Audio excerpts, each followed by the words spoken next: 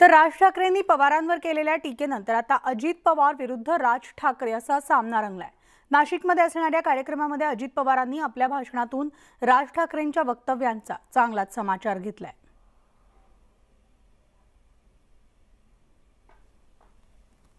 यांचं वय जेवढं बोलणाऱ्याचं तेवढं पवार साहेबांचं राजकारणाचं आयुष्य आहे आणि हे काय गप्पा मारताय।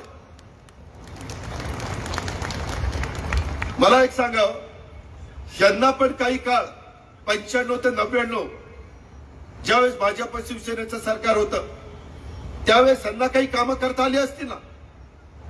कुठलं या जे काही लोकांच्या मनामध्ये विष कालवण्याचं काम करतायत त्या व्यक्तीनं कुठला काही साखर कारखाना उभा केलाय, कुठली सूतगिरणी उभी केली, कुठली शिक्षण संस्था काढली, काय काम केलं मला सांगा ना।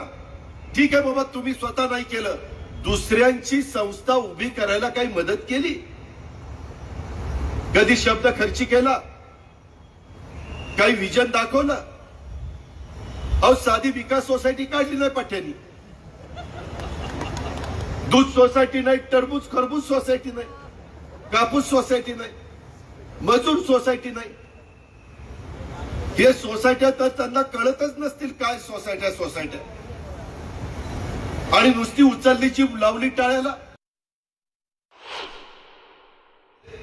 माणसांचे संसार उभा करायला डोकं लागतं, अक्कल लागते।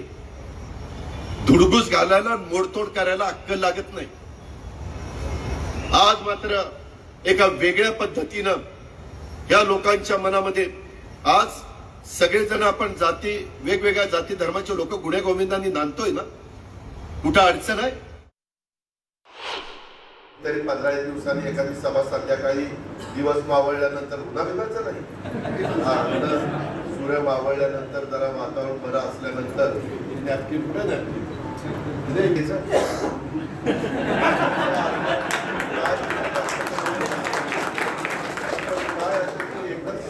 हे आणि मग सारखं काय नाकाला नॅपकिन लावायचं। तर मनसेचे अध्यक्ष राज ठाकरे यांच्या औरंगाबाद सभेदरम्यान अजान सुरू असताना त्यांनी थेट पोलिसांना भोंगे बंद करण्याचा इशारा दिला होता। तर दुसरीकडे आज येवल्यात अजान सुरू होताच राष्ट्रवादीचे नेते आणि राज्याचे उपमुख्यमंत्री अजित पवार यांनी आपलं भाषण थांबवले।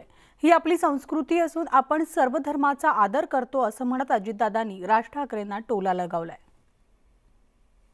सभेच्या वेळेला हे बांग जर सुरू करणार असतील, आपण आत्ताच्या आत्ता ताबडतोब तोंडात बोळा कोंबावा। ह्यांना जर सहज सरळ मार्गाने जर समजत नसेल तर बघ त्याच्यानंतर महाराष्ट्रात काय होईल मला माहिती नाही।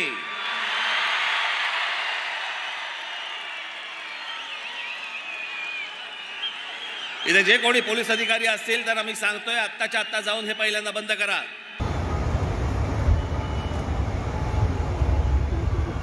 ही आपली महाराष्ट्राची परंपरा आहे, ही आपली शिकवण आहे।